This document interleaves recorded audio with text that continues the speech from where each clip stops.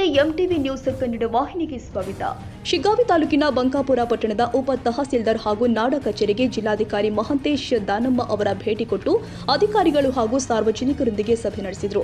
ಸಭೆಯಲ್ಲಿ ಸಾರ್ವಜನಿಕರು ಬಂಕಾಪುರ ಉಪ ತಹಸೀಲ್ದಾರ್ ಕಚೇರಿ ಹಲವು ವರ್ಷಗಳಿಂದ ಬಾಡಿಗೆ ಕಟ್ಟಡದಲ್ಲಿ ಕಾರ್ಯನಿರ್ವಹಿಸುತ್ತಾ ಇದ್ದು ಶೀಘ್ರವೇ ಸ್ವಂತ ಕಟ್ಟಡಕ್ಕೆ ಸ್ಥಳಾಂತರಿಸಲು ಕ್ರಮ ಕೈಗೊಳ್ಳುವಂತೆ ಮನವಿ ಮಾಡಿದರು. ಇದೇ ವೇಳೆ ಬಂಕಾಪುರದ ಹಿಂದೂ ಸ್ಮಶಾನ ಭೂಮಿಗೆ ಒತ್ತುವರಿ ನಡೆದಿರುವ ಬಗ್ಗೆ ಸಾರ್ವಜನಿಕರು ಜಿಲ್ಲಾಧಿಕಾರಿಗಳ ಗಮನಕ್ಕೆ ತಂದಿದ್ದಾರೆ.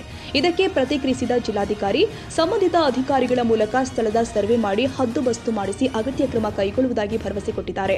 ಸಭೆಯಲ್ಲಿ ಬಂಕಾಪುರದ ಕೋಟೆ ನಗರೇಶ್ವರ ದೇವಸ್ಥಾನದ ಆವರಣದಲ್ಲಿ ಇರುವ ಕಿಲಾರಿ ತಳಿ ಗೋ ಸಂವರ್ಧನಾ ಕೇಂದ್ರದ ಸಮೀಪ ಪ್ರವಾಸೋದ್ಯಮ ಇಲಾಖೆಯಿಂದ ಸುಮಾರು 2.25 ಕೋಟಿ ವೆಚ್ಚದಲ್ಲಿ ನಿರ್ಮಾಣಗೊಂಡಿರುವ ಪ್ರಾಚ್ಯ ಸಂಗ್ರಹಾಲಯ ಕಟ್ಟಡದ ವಿಷಯವೂ ಕೂಡ ಚರ್ಚೆಗೆ ಬಂದಿದೆ.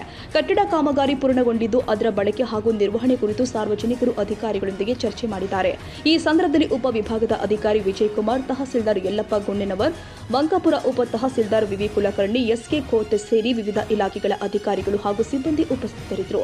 ಸ್ಥಳೀಯರು ಆದ ರಾಘವೇಂದ್ರ ಕಬ್ಬೂರ್, ದೇವೇಂದ್ರಪ್ಪ ಹಳವಳ್ಳಿ, ಮಂಜುನಾಥ್ ಕೂಲಿ, ಮಂಜುನಾಥ್ ಬಳಗೇರಿ, ಮಾಲತೇಶ್ ಕೋಡಿ ಸೇರಿ ಅನೇಕ ಸಾರ್ವಜನಿಕರು ಸಭೆಯಲ್ಲಿ ಭಾಗವಹಿಸಿದ್ರು.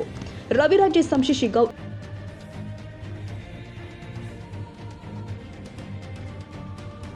ಕನ್ನಡಿಗರ ಮೆಚ್ಚಿನ ನಿಮ್ಮ ಟಿವಿ 24 ಕನ್ನಡ ನ್ಯೂಸ್ ವಾಹಿನಿ ಇದೀಗ ಟಿವಿಯಲ್ಲಿ ಲಭ್ಯ.